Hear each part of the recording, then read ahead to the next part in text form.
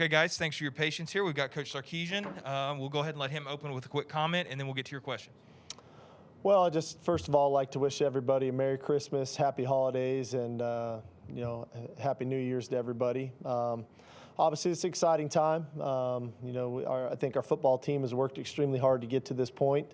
It's always cool to be in a kind of a playing the traditional powers, of a Alabama Notre Dame type game in the Rose Bowl. So all in all, we're excited for the opportunity. Proud of the accomplishments that our team has had up until this point. Now we've got a great challenge ahead of us. Okay, with that, we'll get started. We'll go with Dennis Dodd. Go ahead. Hey, Sar, congratulations on the Broyles. Your colleague Lane Kiffin was famous for holding his hands up when he saw a play open up on the sidelines. I know you don't do that, but the way things have gone, do you ever feel that on the sidelines when you see things opening up the way things have gone this year? Like, this is going to work. Well, I mean, I think, when you put in the time and the effort and the work, and then you start to see things develop in the way they do, you feel the excitement for the players. And I probably hold back my emotions some more than others. But generally, when you see something play out the way you had practiced it and the way you hoped, you're excited for the work of the coaches and everybody putting it in, and then ultimately the players' execution. So all in all, that's the preparation side of it, right? We put in our work, and then the results are the results, but that comes from the hard work leading in. And I think everybody expresses themselves a different way when good plays happen, and then we look forward to the results. We'll go to Mike Rodak. This is the first time I think we've talked to you since the Iron Bowl. So just looking back at that game for a second, just how much of an appreciation did you have just for your own personal journey, these past couple years, just being in that seat again and having that role as a head coach for a game? Well, obviously, it was a unique scenario, and it was one that I just wanted to do the best job I could do for the university, for our football program, for Coach Saban. And ultimately, it was about the players. The guys played their tails off in that game. They played really well in all three phases, and I just kind of did my part the best I could. And again, I didn't want to lose sight of what my initial role always is, and that's to have our offense ready to play and to call plays. So the end result is it was an awesome opportunity. It was great to kind of be back in that role for a few hours, but the reality of it is, it was about the players and their performance, and I was proud of the way they played in the game. Next, we will go with Brett Hudson. Go ahead, Brett. Yeah, Sark, how was Smitty used differently after Waddle went down to kind of compensate for his absence and then create the opportunity for him to have the statistical output that he's had in the second half of the regular season? Well, I think what Smitty brings to the table is he's a very smart football player. I mean, this guy's got a very high football IQ. He's a guy that understands the game big picture, not just, in one position or another. He recognizes coverages really well, and so it's allowed us to move him all over the field, whether it's in the slot, isolation-type plays, in bunches. And the reality of it is he knows why we're calling what we're calling and what we're calling those things for. And the result is, he's got a quarterback who prepares really well, who knows why we're calling those plays as well and takes advantage of the opportunities when they're there. And then ultimately it comes down to the players making plays. And I think Smitty has demonstrated that all year long, and it's been probably magnified since Jalen went out. That his unique playmaking ability shows up. And he's had a tremendous season. I'm so proud of him because I know it was a tough decision for him at the end of last season to come back. But clearly him coming back has been worth his while, and I'm sure it's been very gratifying for him. Clearly, we've benefited from that as well from a football standpoint for our team. So all in all, I think it's been a win-win, but really proud of Smitty, his leadership that he's displayed, the work ethic he displayed, and then ultimately the playmaking ability. We'll go to Aaron Suttles next. Steve, against Florida, you ran a play where you had Najee out wide, and he sort of runs this hitch into like this slant post. Obviously, you can't run that type of play without having trust in your offensive line. Does that offensive line, does it allow you the liberty to maybe call plays that you otherwise wouldn't be able to call with a lesser line? Without a doubt. I said this early on, I think in preseason, we've got a very veteran group up front. Even with Landon out and Chris Owens stepping in, we've got a veteran group. They've played a lot of football. They've seen a lot of defense. So you get a feel for them in preparation of the things they're comfortable doing, the things that maybe they're not as comfortable doing, and then you trust the dialogue that you have with them. And so all in all, I felt good about where we were at from a pass protection standpoint in that game, and those guys assured me of that. And so it allowed us to do some different things, maybe out of empty and whatnot. That play in particular to allow us maybe another second to let a play develop. Okay, we will go with George Bashura next.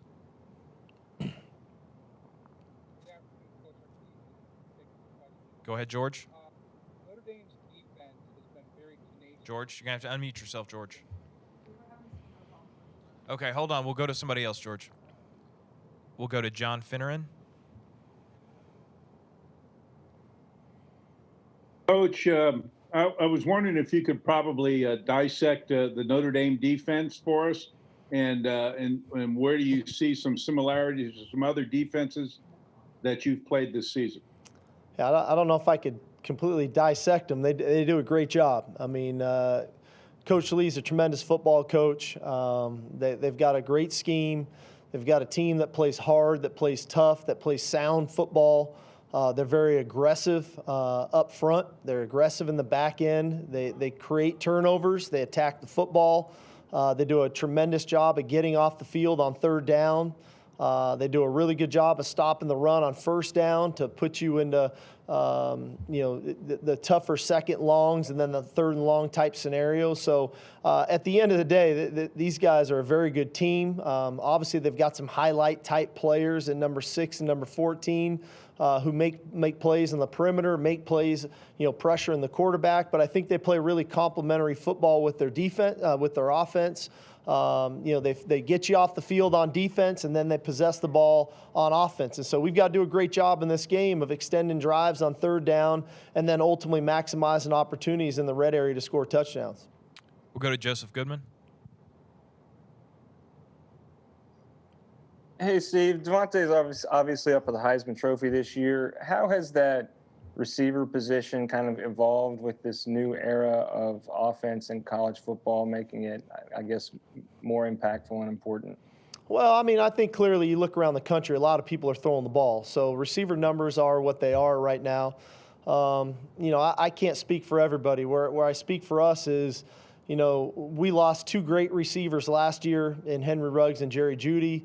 We lost Jalen Waddle early in the year this year. Obviously, John Mechie has stepped up for us, but it created a unique opportunity for Devontae Smith to be a guy where we had been spreading the wealth around so much here for the last couple of years that all of a sudden now he can become a real feature guy. And I don't know if that's what everybody else does. I know our system is complementary on offense. We like to be a balanced attack. We run the football clearly with Najee. We try to spread the ball around. We're obviously a big formation team.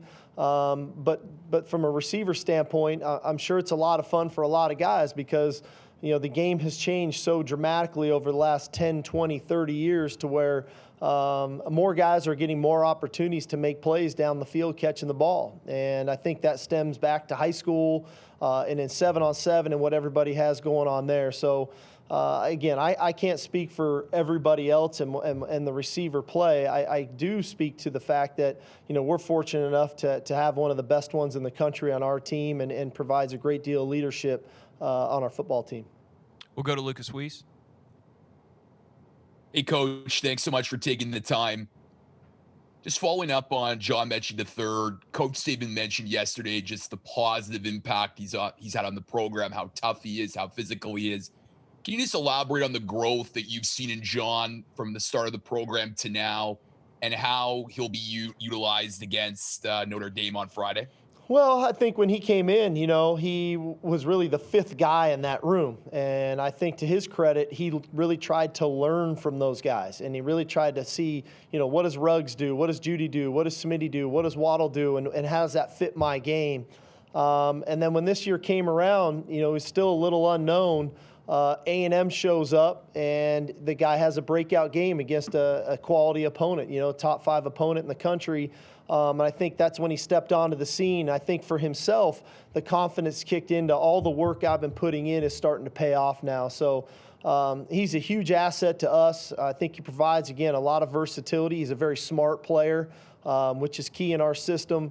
So complementary football with he and Devontae, and then obviously what Najee's doing in the backfield. We've got some pretty savvy players that can move around the field. We'll go to Nick Hamilton. Nick? Coach Sarkisian, wanted to get your thoughts on Mac Jones as well as Devontae Smith. What have you seen from those two individuals as far as their progression and their growth over the course of the season, both on and off the field? Well, they're both great leaders. I think the one thing, especially in this day and age of college football, very rarely do you have guys that are highlight really good football players for you in their 4th year. So many guys leave early, right? So both those guys have been around the program. They've been through the battles. I mean, Devontae's notorious for the 2nd and 26 catch against Georgia in the national championship game. Mac came in as kind of the 3-star, grinded out, sitting behind a Jalen Hurts and a Tua Tagovailoa. But at the end of it all, it is the perseverance that they provide, the leadership they provide, and then ultimately the performance. These guys prepare better than anybody right now on offense for us in their preparation for the game, and it shows in the way they play the game. And their preparation is at the highest level. They remind me of NFL players when it comes to that. And the result is they're prepared for what they may see from the opponent. They're prepared for what's asked of them from us from an offensive standpoint. But more importantly, they provide a model for our younger players of this is how you want to go about your business if you want to play at a high level. And that's not just on the field, that's off the field in their preparation. So all in all, I'm so proud of these two young men because for Devontae, which we talked about, for him coming back for his senior season, and then having the results that he's having, and then also for Mac for the perseverance. This is a guy who waited his turn, got thrown to the fire late last season, showed some resiliency, bouncing back from a couple interceptions in the Auburn game, and then this offseason came and just almost wouldn't be denied and set himself up for a tremendous season. And so the results that he's having now, I'm very proud of him, and I'm happy for him because he's earned it. Go to Charlie Potter. Kind of piggybacking off of that, what does it say about the balance of this offense that you guys have 3 of the top 5 Heisman vote getters, and just how much fun is it to coach these players when they buy into that and have success on the field? Well, I think it speaks volumes to our team in general. I mean, I think anytime awards like this come up, and like for us to have 3 of the top 5 in the Heisman means our team is playing good football. Those things don't happen if you're not winning football games, if you're not in this situation in the college football playoff. So I think that's a byproduct of being on a good football team. But for us as an offense, I think the idea that these guys bought into the run game helps the passing game. The passing game helps the run game. We are not one-dimensional. We don't recruit one-dimensional offensive linemen. We ask them to run block. We ask them to pass protect. We don't recruit one-dimensional backs.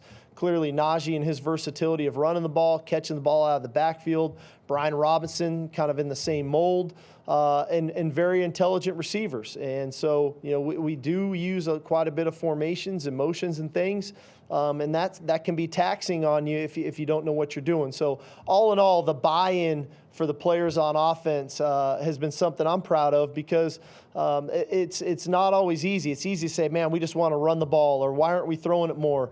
But I think our players are mature enough to know that we need both aspects of our offense to make the other one go. And the result is, those guys are not the only ones, but those guys are getting, the accolades that I think they deserve. Okay, we'll finish up with Stephen Smith. Coach, just talk about how much your relationship with head coach Nick Saban has grown. You came back to Alabama in 2019 as the offensive coordinator. What have you learned the most from Coach Saban, and what do you hope that he's learned from you? I don't know what he's learned from me, but I would say at the end of the day, I've just tried to be a sponge here, man. I mean, I had a choice here 2 years ago with some other opportunities and had the opportunity to come back here to Alabama. I jumped on the opportunity, not just to coach the players and be part of the team, but to be around him. Coach Saban is the best to ever do it. And then a year ago, I had a couple opportunities to become a head coach, and I decided to come back because I felt like my work here wasn't done. I felt like I owed it to him. I made a commitment to him to be part of this program, and I just try to do the best I can do. I try to be the best version of Steve Sarkisian every day that I show up, and be a sponge into all of the aspects of the program that he has his fingerprint on, which is literally everything. And I think probably the biggest thing I've learned from him is his ability to balance all aspects of the program, whether it's on the field, off the field, recruiting, all of that goes into being a head coach at a place like Alabama. Those are all the things that I've tried to take in from him, because his balance of all of that, I think, is what is pretty incredible. All right, thanks, Coach. All righty, guys. Thank you.